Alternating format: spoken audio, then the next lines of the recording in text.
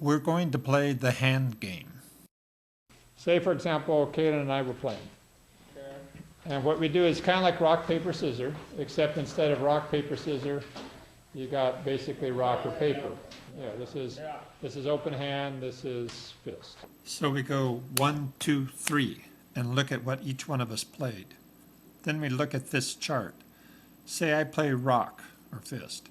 If Kaylin also plays rock, then I score 1 point. Kaylin also looks at the same chart. From his point of view, Kaylin would say, I played rock. The other player also played rock, so I get 1 point. So in this case, both of us would get 1 point each. Now, coming back to me, if I played rock and Kaylin, the other person, played paper, then I score 5 points. What happens if I play paper or open hand? If the other player, Kaylin, plays rock, then I score 0 points. If, when I played open hand, the other player also played open hand, then I'd get 3 points. So that's the game. It's pretty simple. Play 10 rounds and keep track of your points.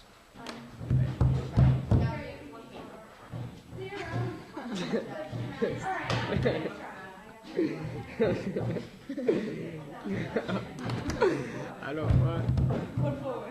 If you play fish the whole time, you'll, no matter what, never lose a point. Like, you'll never get 0. If I always play rock, I always at least get a point instead of just playing hand. Oh, okay. You can't copy me now. Yes, I can. I just thought of that before you said it. Okay, go. Rock, paper, scissors. So we're all always gonna get one.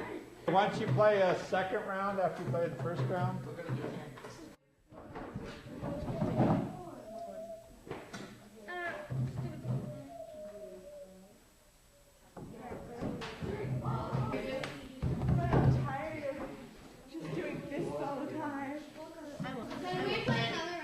Well, let's have a discussion here. So, Josh and Mimi, how many points did you guys get on theirs?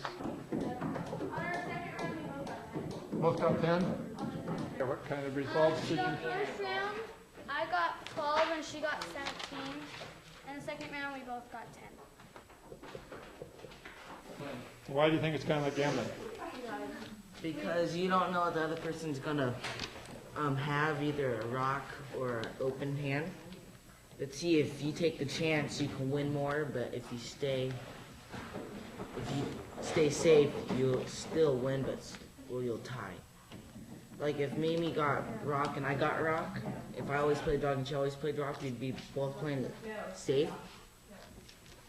But then if one of us put hand out, and if she had rock, I would have took a risk and I would have lost, and she would have gained. If you both have rock, then no matter what, you get 1 point. Yeah, I was playing it safe. Can we play again? And Shania and Megan, you started out and got to 10 and 10. Why did you guys get to 10 and 10? Well, at the end of the first round, we figured the trick out. Well, we didn't like figure it out, but like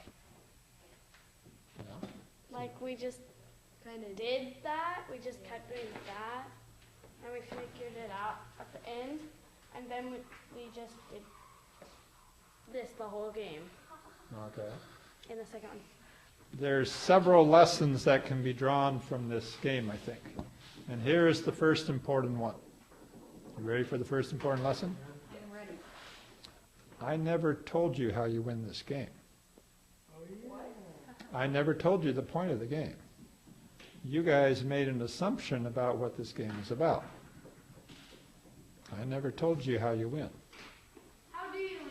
But there's a way. If we both got 10, So, then that means we don't win. No.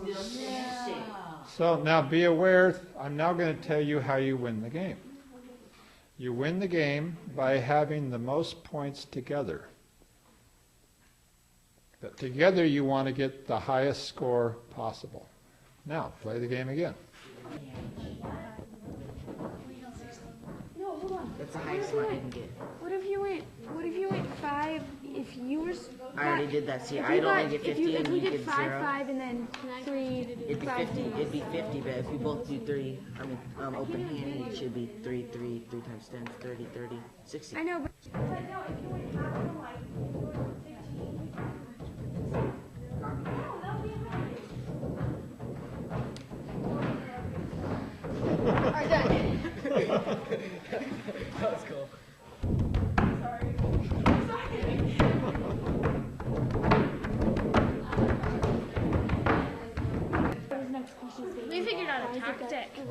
If you do all open, like if you just keep doing that, no. No, you'll get 60 points. But if you do fist open, fist open, fist open, you'll only get 50. Josh and Mimi, how many points did you get on this round?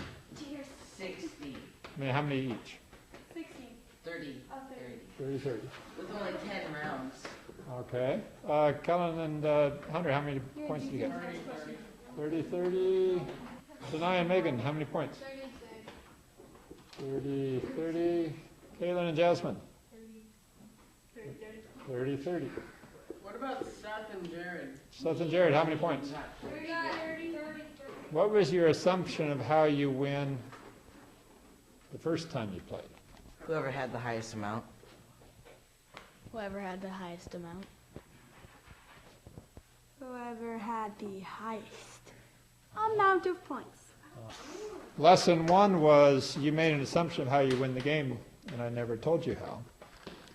What's interesting about this game is when I tell you how you win, notice that in the first round, you were trying to go for the highest points. And yet, nobody got as many points as when the rules were different. That when you guys were trying to go for the highest points,